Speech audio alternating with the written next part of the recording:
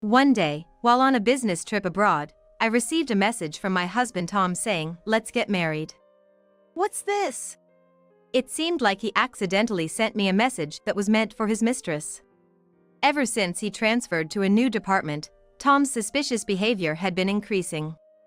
I had my suspicions when he suddenly started saying things like, "This moisturizer is supposed to be really good," despite never having shown interest in beauty products before.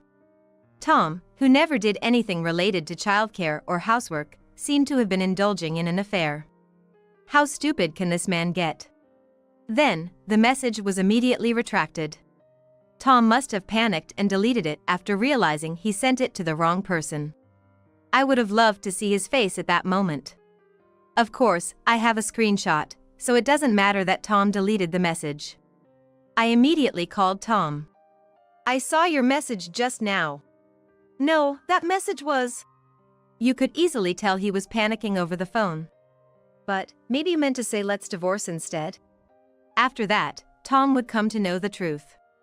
"My name is Anna Omar, I'm 34 years old. Tom and I have been married for 8 years and have a second-grade daughter named Lynn. I met Tom through a friend's introduction. When I first saw a photo of Tom's face shown by my friend, I thought he was totally my type and asked my friend to introduce us. He had thick eyebrows, a high nose, and tanned skin. I've always liked people like that. Thanks to my friend's encouragement, we got the chance to have dinner together, hit it off, and started dating soon after. Our relationship was going well, and about a year into our dating, I found out I was pregnant. With the baby on the way, should we get married? Tom asked, and I replied, of course. I'd love to. And so, Tom and I got married. It was far from a romantic proposal, but I was still thrilled to be proposed to by Tom. I had been working as a web designer until I got pregnant, but the morning sickness was so severe that I decided I couldn't impose on my colleagues any longer and chose to resign.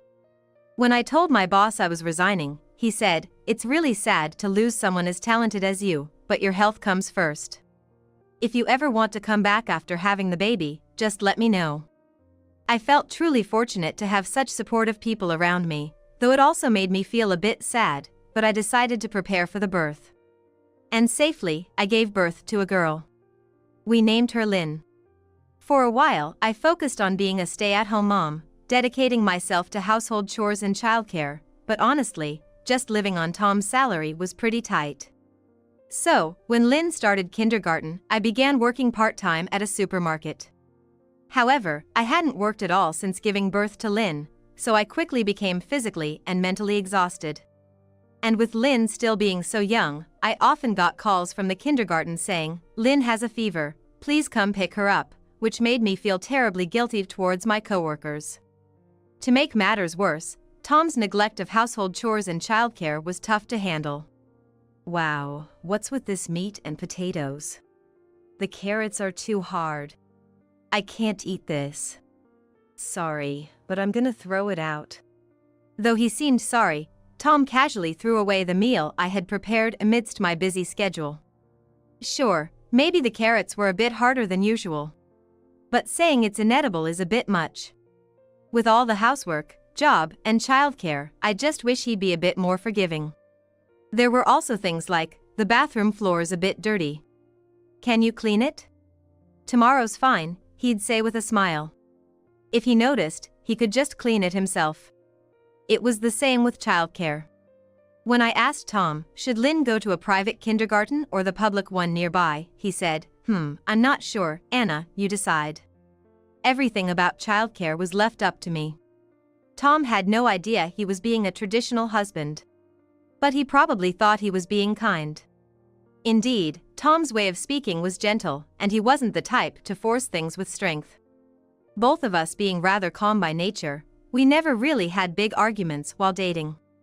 So, until we got married, I never noticed Tom's hidden traditional husband tendencies.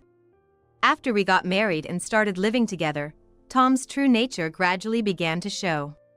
The first time was when I cooked a meal for Tom. Wow, that was delicious. Anna, you can really cook. Thanks for the meal. Tom said this with a look of satisfaction, patting his belly, then, as if it were the most natural thing in the world, he left his dishes on the table and sprawled out on the couch. Huh? He can't even carry his dishes to the sink? I remember being a bit surprised. Hey, could you at least carry your dishes? When I blurted this out, Tom looked surprisingly shocked. From his reaction, I realized he hadn't done anything like this at his parents' house. When I asked him to carry the dishes, he quickly got up, though surprised, and said, "Oh, I'll carry them." Since then, he would do as asked whenever reminded, but I always had to remind him every time. When I returned to work, I warned him, "I'm going back to work, so you need to help more with the childcare and housework than before," but it seemed like Tom had already forgotten. Home sweet home. As soon as he thought he was back, he'd throw his jacket on the couch and walk around, taking off his socks and shirt, leaving a trail of his discarded items. It was like following a trail of breadcrumbs, but with my husband's discarded clothes. Even our kindergarten-going daughter, Lynn, is better at tidying up than Tom. It's a common sight to see her telling him, "Daddy, you shouldn't leave things here." Sorry, Lynn. When our daughter points it out, Tom starts to clean up, though it's hard to tell if he's really learning from it.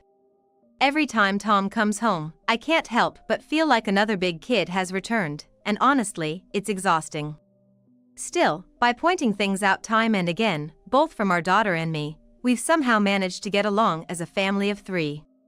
I'm disappointed by Tom's lack of cooperation, but I've come to think that maybe this is what marriage is like.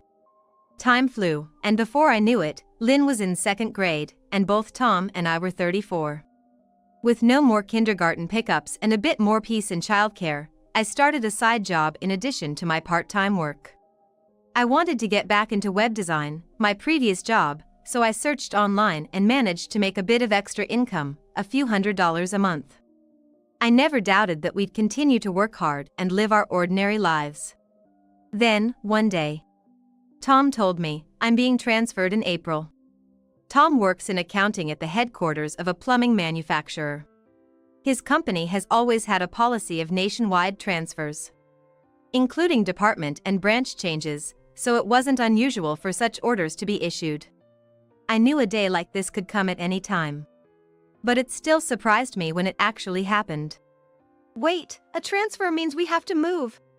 No. The thing is, I'm still going to be working at the headquarters, but I'm being transferred to the business development department. It's a new department starting in April. Really? That's a relief. You had me worried there for a second. Yeah, I was worried too. When the manager told me about the personnel announcement, I thought I was finally getting transferred and even prepared myself for a possible solo assignment, Tom said with a laugh. Anyway, I thought we'd continue to live together as before, but about 6 months after Tom's department change, his returns home began to get significantly later. "I'm gonna have to work late again today, so I'll be home late," Tom would say before leaving for work. "It's been pretty busy lately, hasn't it?" "Well, yeah. Since it's a brand new department, we're still figuring things out, and it takes time." "I see. Just don't push yourself too hard, okay?" "Thanks, I won't." Off I go. It's natural for things to take time when starting something new. I naively thought it would settle down after a while. However, the overtime never seemed to end. On top of that, Tom's business trips increased, and there were often weekends he didn't come home at all. As these days continued, "I can't play with Daddy lately, I wish he'd come home earlier, why isn't Daddy at home more?" Lynn began to look visibly sad about her father's late returns. It's tough on our young daughter. Thinking about how lonely Lynn seems every day made me feel like something had to change, so I asked Tom, "Hey, Lynn looks lonely every day. Can't you spend a little more time at home?" "Lynn's already in elementary school, right? She'll be fine on her own. She'll make friends soon and won't even care about me anymore." "Sure, as Lynn grows up, she'll have more stimuli, make friends, maybe even boyfriends, and might not come home as much. But that's exactly why it's important to cherish the time now when our child wants to be with us." I was irritated by my husband's irresponsible comment. "What kind of response is that?" Can't you, as a father, think about your daughter a bit more and act accordingly? She wants to spend time with you now. You haven't even taken her out to play recently. Think about her a little, will you? Seeing me turn red with anger, Tom let out a deep sigh and looked annoyed. What? I'm just working hard here. And I get complaints for that. That's not the point. So what? I'm tired. Don't start yelling. You, just working part-time, wouldn't understand my situation, right? Instead of complaining, why don't you perfect your cooking and meals first? What? Are you saying I'm not doing well enough? No, not really. Anyway, I'm busy. I gotta go. Tom then slammed the door with deliberate force and left the house. Just part-time, huh? So that's what he thinks of me. Being dismissed as just part-time might be the end of it. But it's not like those working part-time aren't busy, right? I work 9 to 4, 5 days a week, and when I come home, I do my best with childcare and household chores. I don't think I'm slacking off, but it seems to Tom like I'm just lazing around. Since Tom's transfer, our marriage has only gotten worse.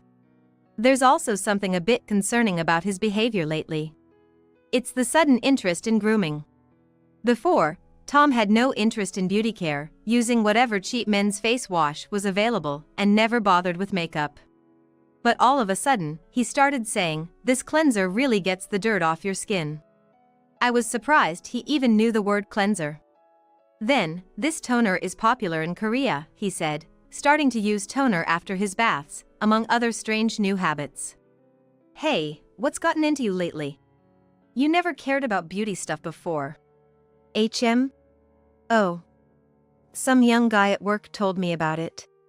Now that I'm hitting my 30s, I gotta start taking care of my skin. Huh? Really? At first, I genuinely believed what my husband said, but one day, an incident occurred that completely shattered my trust in him. That day, as usual, Tom said he was working late and didn't come home until after midnight. As soon as he got back, he quickly said, "I'm beat, I'm gonna take a shower first," and hurried off to the bathroom. Feeling sorry for him being so busy with work, I heard the notification sound of WhatsApp message on Tom's smartphone, which he had left on the table. Usually, he takes his phone with him even to the bathroom, but maybe he forgot it today because he was in a hurry. I couldn't help but glance at the smartphone screen. Because it wasn't locked, I could read the full message displayed on the screen. Today was fun. Thank you for paying for both the meal and the hotel. When can we meet again? What's this? The sender's name was Natalie, clearly a message from a woman. And from the content, it was obvious that Tom had been with Natalie just before coming home. Was the rush to the bathroom to wash away any signs of having met someone? I couldn't believe it. Were all those overtime and business trips lies? Ignoring our daughter who wanted to play with her dad, lying about being busy with work to meet up with a mistress? The word divorce popped into my head. But, as Tom said, I'm just part-time. Even though I started a side job, it's not yet fully on track, making just a few $100s a month. With Lynn's school education to think about, I'm not confident I can support her on my own. Should I confront Tom, or pretend I didn't notice, considering our daughter's happiness first? While Tom was alone in the bath, I decided to keep silent after much thought. If I pretend not to notice, things can go on as before, and our daughter can spend time with her dad. Eventually, Tom came out of the bath. He grabbed his smartphone from the desk and glanced at me with a caught expression for a moment, but when he saw me acting as if I hadn't noticed anything, he looked relieved and immediately focused on his phone. He seemed quite pleased with Natalie's message. Judging by the slight smile on his lips, which I didn't miss. I was so filled with anger I thought about stabbing him from behind, but I knew I had to restrain myself for now. Then, as I was packing his bag for a business trip he requested, saying, "I'll need my overnight stuff ready," I found a hotel loyalty card in the pocket of his suit jacket. And despite previously having no interest in beauty products, he now said, "This mask is really great. I'm taking it with me for the overnight stay, so pack it in the case," adding to the odd behavior. Pretending not to notice his affair seemed to embolden him, thinking he wouldn't get caught. Alone in the living room, I let out a big sigh, to which my daughter said, "Mom, don't sigh. Happiness will escape," as she playfully covered my mouth. What a sweet child she is. I can't help but adore Lynn. I remind myself again that I need to endure for her sake. Since then, Tom has frequently claimed he's busy with work for just about everything. When I ask him to at least take the laundry inside, he'd say, "I'm tired from work." Isn't laundry a woman's job? Or when I'd ask him to help Lynn with her homework, he'd reply, "I've already used up all my brain at work, I don't want to do that when I get home," and so on. And the most common is this. But the most common excuse was this: "I'll be late today because of work. Oh, and next week, I have a business trip." All chores in parenting are neglected because of work, which means he's not around the house. But in summary, it's "I won't do anything because I'm enjoying my affair," right? While tidying up the suit Tom had left scattered, I reached for the jacket and noticed a piece of paper in the pocket. Pulling it out, I found it was a divorce application. "What's this?" Already signed by Tom. If he hadn't intended to submit it, he wouldn't have written his name. Should I really not get a divorce even after being treated this way? Tom is already making moves to be with Natalie. Until now, I felt shock and sadness from his affair because I still had feelings for Tom. But as things got worse, I've lost all love for him. I only think about Lynn now. But that's the biggest concern of all. For now, I'll keep this divorce application safe until the time comes. So, I decided to start preparing for a divorce. The first thing I need to do is work. From now on, I have to raise Lynn on my own. Being a part-timer at the supermarket, money is honestly my biggest issue. How can I become a full-time employee? Where should I work? Then, I thought of one person who could be a strong ally for me. It was my former boss. She is a woman who is a single mother named Julie. She raised 2 kids while working, and I knew about her struggles. I thought she might understand the situation to some extent. Even after resigning, we've met up a couple of times a year, showing how much she cared about me. But having left work because I had a child, would she really offer me a job now? Honestly, it was hard to ask, but desperate, I decided to call her. "Hey, Julie. It's been a while." "Oh, Anna. Long time no see." Julie answered the phone right away. "Actually, a lot has happened, and it looks like I'm going to be getting a divorce." "What? Why all of a sudden? You two seemed so happy. Could it be?" Julie seemed to sense something. "Yes, exactly that. Tom's been having an affair. He wants a divorce, and so do I, but I have a daughter, and I want to work as a full-time employee. So, could you hire me again?" Julie listened to my story with empathy, humming in understanding. Then, after a pause, as if she was thinking deeply, she said, "Let me talk to HR. Honestly, the company has been short-staffed and struggling. Having someone like you who can hit the ground running would be a blessing." "Really? Thank you so much." I sighed in relief. "More importantly, you're gathering evidence of the affair, right?" "Evidence of the affair?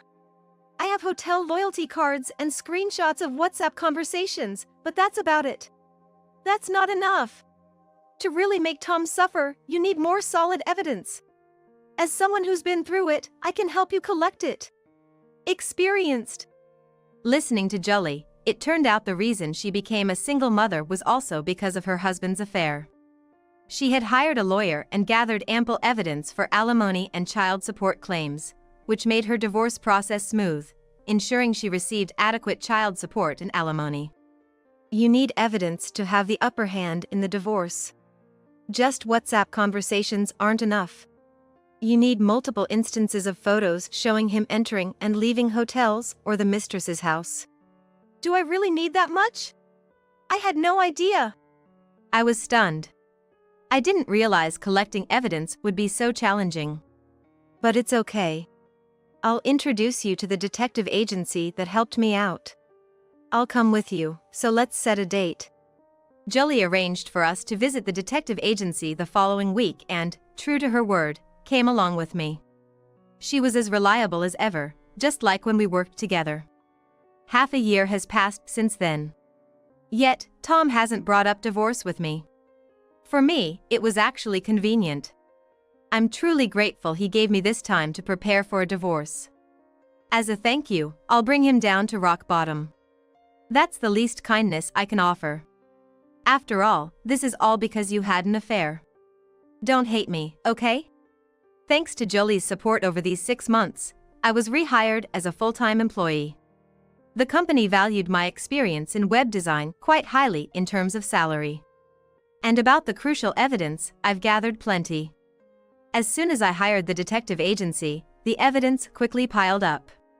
Tom, getting cocky thinking I wouldn't find out, was easily caught on the days he claimed to be working late or going on a business trip. Such a foolish man. Today, just like any other day, Tom comes home, throws his clothes around, and cheerily calls out, "Hey, I'm home. Dinner ready?" I used to get irritated by such remarks, but not anymore. With a smile, I say, "Tonight, we have your favorite meatloaf," serving his favorite dish. Thinking about soon parting ways with such a big kid, I strangely felt nothing. Just when I was thinking about executing my plan, Tom announced, "I'll be going on an overseas business trip tomorrow. I won't be back for 4 days." Oh, finally playing the overseas business trip card, huh? Tom was taking bold steps. While feigning suspicion, I said, "Your company has overseas trips? I've never heard anyone mention that before, not even your colleagues." I just wanted to see his troubled face. It just started this year. Looks like I'll be the first one to experience it. Tom said with a wry smile. Really? Going alone? Or is someone else coming with you? Well, a colleague from work is coming too. Why are you asking all of a sudden? You never ask these kinds of questions. Tom was clearly flustered. It was obvious he was hiding something. I was just curious. Since it's an overseas trip, have fun, okay? I smirked and left the room. I've decided. I'll carry out my plan while my husband is on his overseas business trip. On the day of Tom's trip, he seemed unusually excited. Usually, he has me prepare everything he needs to bring, but this time he said, "I'll prepare it myself." This probably meant he was planning to skip work and go on a real trip with Natalie. This is the perfect chance. Today, I'll make sure to divorce this man. About 2 hours after Tom left the house, the doorbell rang. The movers were at the door. I had arranged for them when Tom mentioned he was going on an overseas trip, targeting the day he would be out. Please take all these items to this address. I planned to move all mine and Lynn's belongings to my parents' house. I had already informed my parents of the entire situation. When I told them I was getting a divorce and had been cheated on, they were quite shocked, but knowing I had changed jobs and hired a detective agency to gather evidence, they seemed to understand my determination. My dad said, "If that's the case, come live with us. Leave Lynn to us." Fortunately, my parents' house wasn't too far from mine, so Lynn wouldn't have to change schools. I decided to take them up on their offer and move in with them. Of course, I had already told my parents about the move today. While I was organizing things with the movers, Lynn was being looked after by my parents. Our belongings were relatively few, so the move was completed in just 1 day. The next day, I started organizing and settling in at my parents' house. Lynn seemed happy to be living with her grandparents, saying, "This is going to be fun," which reassured me. And it's amazing how girls are. Without me saying anything, she started tidying up on her own and helping clean the room. Every day, I'm surprised at how much she's grown. I had already told Lynn about being apart from Dad. When Dad isn't around anymore, will you be okay? Won't you feel lonely? I asked. Not at all, I won't miss him. Because Dad doesn't love Lynn. I hate a dad who never stays with me no matter how much I ask him to, she said. What kind of father makes his daughter say such things? I felt boiling anger inside me. Lynn's words only strengthened my resolve to divorce. Before I knew it, the day of Tom's return had arrived. "When will you be back?" I texted Tom, waiting for his reply. However, hours passed without any response. I thought it was strange and was waiting patiently when I noticed my phone chimed. "Tom?" I thought, pulling out my phone, only to see a shocking message displayed on the screen. I involuntarily shouted, "What?" The message from Tom read, "It was really fun. This trip to Hawaii felt like our honeymoon. Let's get married once things settle down." Does once things settle down mean after he's divorced me? How foolish can this man get? Sending a message intended for his girlfriend to me, the last person he should send it to. I couldn't help but laugh at the stupidity. Soon after, the message was retracted. Tom must have panicked and deleted it after realizing his mistake. I wish I could see his face at that moment. Of course, I have a screenshot, so Tom deleting the message was meaningless. I immediately called Tom. "Hey Tom? I received a message about getting married. What's this supposed to mean?" Tom was noticeably flustered. "No. You saw it?" "Yes, I saw it perfectly. But it's strange. I think you meant to say let's get divorced, didn't you?" "Eh? How was your affair trip? Was it fun spending time with your mistress while lying to your wife and daughter?" Well, that's..." My husband stammered in response to my question, clearly panicked. At this point, the answer seemed pretty clear. The person on the other side of the phone he always had with him was indeed Natalie, his mistress. His late returns and the "let's get married" message sent by mistake were all because of Natalie's presence. "So, you do want a divorce, right?" "Wait, let's talk properly." "There's nothing to talk about. After all, we're already divorced." "What?" Actually, on the day my husband left for his so-called business trip, which was really an affair trip, I had already submitted the divorce papers to the city hall. Thanks to the signature he had conveniently provided, the divorce was processed immediately. "You're lying. You can't just divorce me like that." "Oh, you prepared it, didn't you? It was in your suit pocket. The filled-out divorce papers." When I said that, even over the phone, I could tell Tom started panicking. Did you actually submit that divorce application?" "Yes, just as you wished." I didn't really want to submit it. Let's talk when I get back, okay?" "There's nothing to talk about," I said and hung up without waiting for a reply. After that, I ignored all his attempts to contact me, saying things like "please reconsider" or "I only showed that divorce application to her, I wasn't serious" or "it was just a moment of madness." A few hours later, he called again. Probably having arrived home.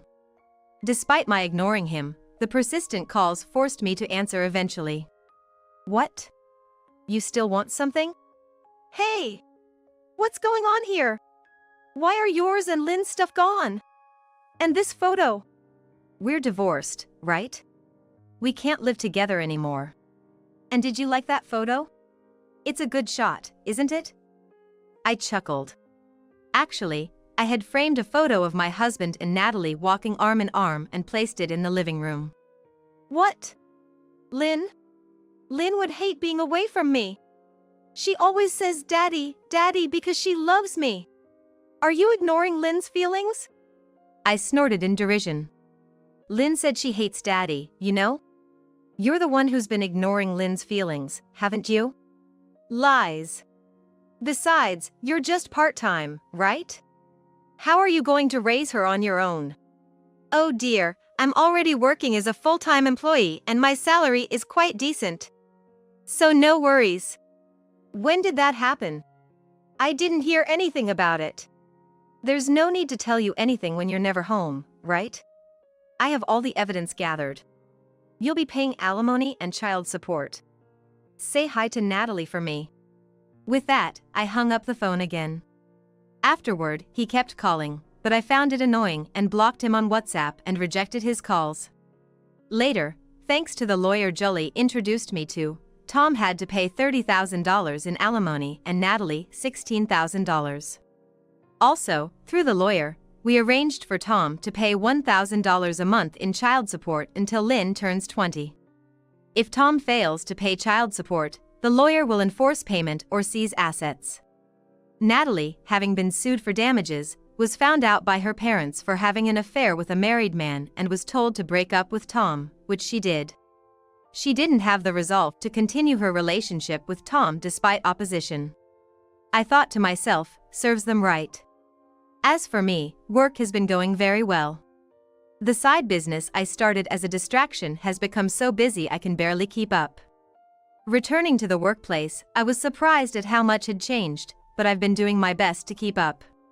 For Lynn's sake, for Jolly who helped me, and for my parents who are supporting me, I'm determined to make my job a success and repay their kindness.